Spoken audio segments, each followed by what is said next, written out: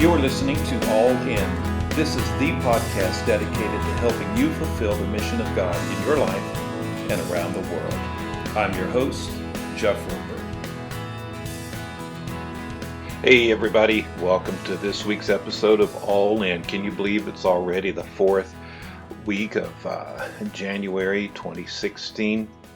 Hope you're having a good start to your new year. I know I am. I've had a good time doing some, as I normally do, some beginning into the year planning for the upcoming year and the focus. And this week I would like to do a little bit of a flashback, going to an article that I wrote 2 years ago called How to Have a Miserable Life in 7 Easy Steps. And oddly enough, it was written about this same time of the year as I was doing some reflection on my New Year's goals and resolutions and ambitions. And I got to thinking about how it would be great to do just a little bit of an irony and flip it around. Rather than having a successful life, let's talk about how to have a miserable life. Because, you know, misery is easy to achieve. It's easy to be a failure. Success is hard work, but here are some simple steps you can do to have a miserable life. Number one, I wrote about how you should hang around people who are constantly making bad choices. Yes, that's right, folks. If you will hang around people who make bad choices, it will rub off on you. And before you know it, you'll be thinking that this is normal and wondering why everyone doesn't think like you do. The second way to make your life miserable is to make stupid choices and then blame God, your family, the po-po. You can blame the stars. You can blame whoever. All you need to do is ignore Proverbs 19 verse 3. Proverbs 19:3 says, people ruin their lives by their own foolishness, and then they get angry at the Lord. Yeah, hey, I know, that's not you. It's somebody else's fault. Just make some stupid choices and then blame it on others. The third way to have a miserable life is you can only listen to your own advice. After all, no one possibly could be smarter than you are. Proverbs 18:2 does not apply to you. That's that little annoying proverb that says fools have no interest in understanding. They only want to air their own opinion. So don't listen to anybody else. Just pay attention to what you think about everything. The fourth way that you can have a miserable life is if your life isn't working, go faster. You're far too busy to be bothered by such questions as, where are we going? Am I doing the right thing? Is this working for me? You know, I'm not normally one to watch Oprah or Dr. Phil, but I do love Dr. Phil's question when people are being interviewed and they're talking about how miserable things are, and he says, so how's that working for you? Look, folks, never ask that question. How's that working for us? Just, if you want to have a miserable life, spend no time doing any sort of reflection about what's happening in your world. You're too busy.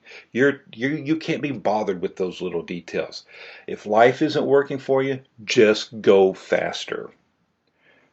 Fifth way to have a miserable life is to avoid discipline at all cost. After all, being a lazy, loudmouth, know-it-all is very attractive. People love to be around those kind of people. And yes, you too can have a miserable life if you will just simply avoid discipline at all cost. The sixth way you can have a miserable life is you can ignore the important people and responsibilities in your life. Hey, look, everybody understands how important you are, and they won't hold it against you, so go ahead and ignore them. It won't matter. Nobody will notice. And the seventh way you can have a miserable life is you can talk, you can dream, you can promise, and you can even wish for the best. Just don't actually do anything. Now see, folks, how easy it is to have a miserable life if you will do these 7 simple things. Hang around people who are constantly making bad choices, make stupid choices, and then blame God and other people. Only listen to your own advice. When it's not working, go faster. Avoid discipline at all cost. Ignore all the important people and responsibilities in your life. and talk, dream, promise, and wish for the best, but don't actually do anything. If you'll do those 7 simple things, you too can have a miserable life. Now, in case you haven't noticed, I am saying all of this tongue-in-cheek. I really don't want you to go and do any of these things. In fact, it would be very bad advice for you to do these. The reality is, though, that many of us do these without thinking about it, and that's the problem with life. Thinking is required. We have to make choices, and if we are committed to fulfilling the purposes of God in our life and around the world, then we have to give thought to our ways. We must, as it says in the Bible, to weigh our days, to measure our days in order that we may know how to take our steps, the next steps that we need to take. So really what you need to do is take these 7 bad things that I told you to do and just flip them on their head, turn them upside down, and do the exact opposite thing. And that will actually lead you to a greater, more fruitful life.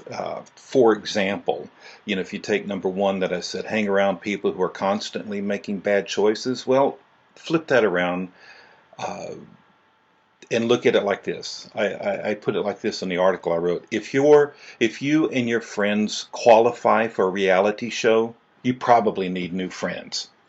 In other words, if you may be just 1 or 2 new friends away from a transformed life. You may be around people that are constantly pulling you down, tearing you apart, making a bad context for you to live a new life. And so sometimes you just have to make a hard decision that you may need some new friends in your life. Or the second piece of advice I gave about making stupid choices and then blaming God. Well, if that's you, hey, flip that around. And I'm sorry if this is offensive, but everything happens for a reason. And sometimes the reason is you made a bad decision. You have to own it. You have to say, I made this choice. In my own devotional life these days, I've been meditating some on those places in the book of Psalms where David or Asaph or whoever's writing the particular psalm that I'm reading talks about, Lord, don't remember the sins of my youth. There comes a point where we have to own our own actions, and we can't blame others. Just own it. Something that I've been thinking about lately, and the reason that got me on to this particular subject was a statement I read in the last week or two, that the best indicator of your future are your daily practices right now. And it got me to thinking about the daily practices that you and I have, and how that is the indicator of our future life. And if we want to have a successful life, we want to have things built in place into our daily practices, our daily habits that shape us, form us, mold us. And so take an inventory of your own life and your own walk with the Lord right now, and so, what kind of people am I hanging around? What kind of decisions am I making? Who am I going to for advice? Am I spending time reflecting, looking at all the domains of my life, my personal domain, my spiritual domain, my emotional domain, my marriage and family domain, my professional domains, and am I reflecting on what's working, what's not working, what should I do, what should I not be doing, what do I want to achieve, what do I want to preserve, what do I want to avoid in all of those domains? Practicing discipline on a daily basis, everything from what we watch, what we read, what we eat, our physical disciplines, our spiritual disciplines, making sure that we spend time with the quality time with the people and responsibilities in our lives, and ultimately boiling it all down to actions, being people who take action. So, my friends, what's the next thing on your agenda for today? How are you going to move this forward in your own life? Well, that's the question only you can answer. Hope you enjoyed this mini-sode this week. God bless you. Talk to you next week. Well, we're done now. Thanks for listening. This is Jeff Roper reminding you that the mission of God is too grand for mediocrity or average living.